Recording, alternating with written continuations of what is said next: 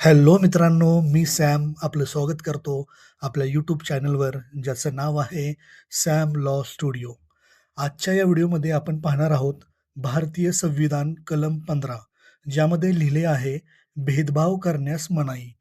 भारतीय संविधानानुसार राज्य, धर्म, वंश, जात, लिंग किंवा जन्मस्थान या कोणत्याही आधारावर कोणत्याही नागरिकाशी भेदभाव करता येणार नाही.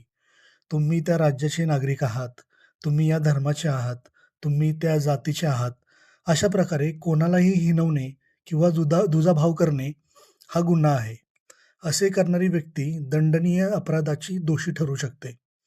कलम 15चे मुख्य 2 प्रकार पडतात. कलम 15 मध्ये प्रामुख्याने 2 प्रकारचा भेदभाव सांगितला आहे. पहिला नकारात्मक भेदभाव आणि दुसरा सकारात्मक भेदभाव. नकारात्मक भेदभाव म्हणजे असा भेदभाव ज्यामुळे एखाद्या व्यक्तीचे नुकसान होते आणि सकारात्मक भेदभाव म्हणजे असा भेदभाव जो समाजातील काही घटकांच्या फायद्यासाठी केला जातो. सुरुवातीला आपण नकारात्मक भेदभावाची काही उदाहरणे पाहूयात. सरकारी नोकरीमध्ये किंवा सरकारी शाळेमध्ये प्रवेश देताना तुम्ही अमुक धर्माचे आहात म्हणून प्रवेश मिळणार नाही, असे म्हणणे म्हणजे पूर्णपणे बेकायदेशीर आहे.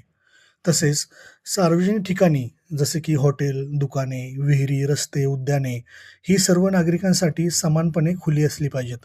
एखाद्या हॉटेलमध्ये या जातीच्या लोकांना प्रवेश नाही असा फलक लावणे हा गुन्हा आहे.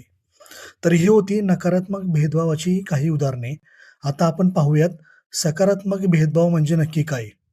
तर नकारात्मक भेदभावाच्या उलट सकारात्मक भेदभावाची संकल्पना कलम 15 मध्ये मांडलेली आहे. ती आपण पुढील 3 मुद्द्यांनी समजून घेऊ. त्यामधील पहिला मुद्दा आहे महिलांसाठी विशेष तरतूद. राज्य महिलांच्या संरक्षण आणि प्रगतीसाठी काही विशेष कायदे करू शकते. आता निसर्गाने स्त्री आणि पुरुषांमध्ये काही जैविक फरक ठेवले आहेत. तर ते अंतर कमी करण्यासाठी संविधानात महिलांसाठी विशेष तरतूद करण्यात आली आहे. जसं की महिलांसाठी मोफत प्रवास योजना असेल, महिलांसाठी आरक्षित जागा असतील किंवा महिलांना आरक्षण असेल. हा पुरुषांसोबत भेदभाव वाटू शकतो, पण तो एक सकारात्मक भेदभाव आहे. दुसरा मुद्दा आपण बघूयात, सामाजिक व शैक्षणिकदृष्ट्या मागास वर्गांसाठी तरतूद.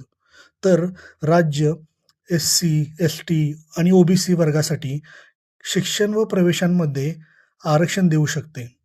जसं की मेडिकल किंवा अभियांत्रिकी प्रवेशात एस-सी, एस-टी, ओ-बी-सी यांना आरक्षण दिले जाते. आणि तिसरा मुद्दा, आर्थिकदृष्ट्या दुर्बल घटकांसाठी तरतूद. आर्थिकदृष्ट्या जे दुर्बल घटक असतात त्यांना 10% आरक्षण सरकार देते, ज्याचा फायदा त्यांना शैक्षणिक क्षेत्रात व नोकरीमध्ये घेता येतो.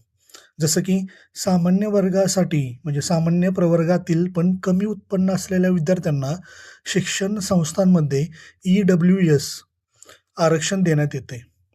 तर हे सर्व प्रकार भेदभाव जरी वाटत असले, तरी ते सकारात्मक भेदभाव आहेत, जे समाजातील कमकुवत घटकांच्या उन्नतीसाठी केलेले आहेत. तर आजच्या या व्हिडिओमध्ये आपण पाहिलं भारतीय संविधान भाग 3 मधील मूलभूत अधिकार अंतर्गत कलम 15 ज्यामध्ये लिहिली आहे भेदभाव करण्यास मनाई. तुम्हाला कलम 15 समजले असेल अशी मला आशा आहे. काही शंका असतील, काही प्रश्न असतील तर कमेंट बॉक्समध्ये नक्की विचारा. व्हिडिओ आवडला असेल तर व्हिडिओला लाईक करा. ही माहिती इतरांपर्यंत पोहोचवण्यासाठी व्हिडिओला शेअर करा आणि चॅनलला अजून सबस्क्राईब केलं नसेल तर सबस्क्राईब करा. तर लवकरच भेटूयात पुढच्या नवीन व्हिडिओमध्ये. तोपर्यंत बाय बाय.